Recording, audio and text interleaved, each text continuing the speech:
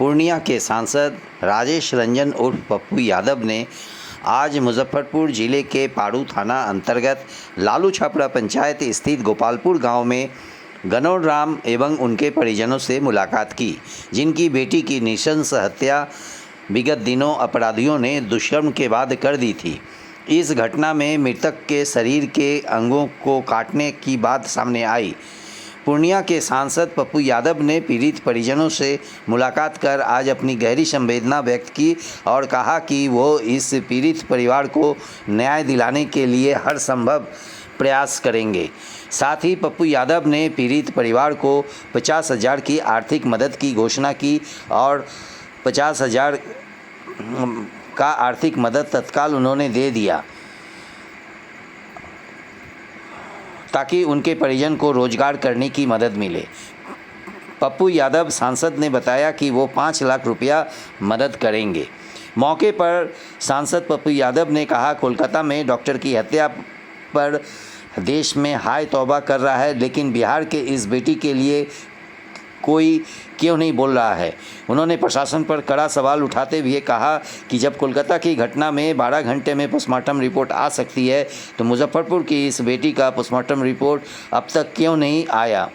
यह प्रशासन के लचर रवैये को दर्शाता है। ग्रामीणों से घटना के बारे में विस्तृत जानकारी लेते हुए पप्पू यादव ने कहा कि किसी बेटी के अंगों को काट कर उसकी हत्या कर देना बलात्कार से भी कम खतरनाक अपराध है क्या। मुजफ्फरपुर पुलिस प्रशासन को इस सवाल का जवाब देना चाहिए। सांसद पप्पू यादव ने बताया कि नेशनल क्राइम रिकॉर्ड ब्यूरो के 2022 के आंकड़ों के अनुसार देश में दर्ज बलात्कार का मामला में 90% मामले दलित के हैं। उन्होंने चिंता व्यक्त की कि देश में हर दिन 86 दुष्कर्म के मामले सामने आ रहे हैं और दलित महिलाओं के खिलाफ अपराधों में तेज़ी से वृद्धि हो रही है। वहीं उन्होंने पीड़ित परिवार की मदद के सवाल पर कहा कि यह राशि बहुत ही कम है, जो जीवन के सामने कुछ भी नहीं है, लेकिन इस कठिन समय में यह परिवार के लिए एक छोटी सी मदद है। उन्होंने ये भी कहा कि वह इस मामले में आर पार की लड़ाई लड़ेंगे और अपराधियों को सज़ा दिलाने के लिए हर संभव प्रयास करेंगे। सांसद पप्पू यादव ने इस मामले में स्पीडी ट्रायल की मांग की और अपराधियों को फांसी का सज़ा देने की भी अपील की। यह घटना 80,000 लगभग 1 साल में बलात्कार हुए हैं, ये रिपोर्ट है भारत में, और 95% बलात्कार दलित, ST, SC और गरीबों के घर में हुई है।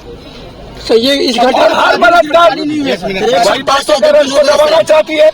मेडिकल से रिपोर्ट भी चेंज कर दिया गया सर मैं आपको बता दूं, इसकी लड़ाई हाईकोर्ट सुप्रीम कोर्ट तक जाएंगे। जी सर, क्या लगता है सर? और मैंने चंद्रशेखर जी से बातचीत की थी उसी वक्त। सर पुलिस प्रशासन को समझा जाए। मैंने सारे नेताओं से बातचीत किया। मैं जानना चाहता हूं कि मांझी जी, चिराग जी, क्या ये दलित परिवार नहीं है? एक भी स्टेटमेंट नहीं उनका है सर। क्या सत्ता पक्ष का इतना डर है? सच क्या यही है फर्स्ट बिहारी और बिहारी यही है? आरोपी आज पार्टी नहीं हो रही है। सर चंद्रशेखर जी से क्या बात हुई सर? उस वक्त ही बातचीत हुई थी जब वो ट्वीट उन्होंने मेरे बातचीत के बाद किया। जी सर। लेकिन मेरा सवाल ये है, क्या हमारी बेटी को जाति के आधार पर सिर्फ भीम आर्मी और दलित का जिम्मेदारी बनी है और जाति क्या घर में सोए रहेंगे? विपक्ष जो दलित या OBC और बैकवर्ड की बात करता है, हम उनसे जानना चाहते हैं, क्या बिहार में जो लगातार बलात्कार हो रहे हैं उसमें OBC दलित उन्हें नजर नहीं आता? ये न्याय कब?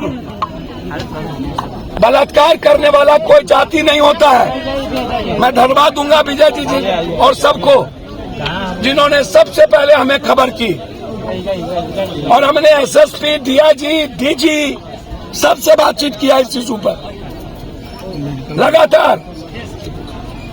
सड़क से सदन तक इस मामले को हम उठाए रखेंगे, लेकिन यदि यहाँ के कोई सीनियर पदाधिकारी यह सोचते हैं कि इस हत्या को, इस बलात्कार को दबा दिया जाएगा, बीजेपी की सोशल मीडिया और भारत सरकार ये समझती है कि कलकत्ता की राजनीति पे, जबकि हाईकोर्ट संज्ञान ले लिया, ममता सड़कों पर है और गिरफ्तार हो गए।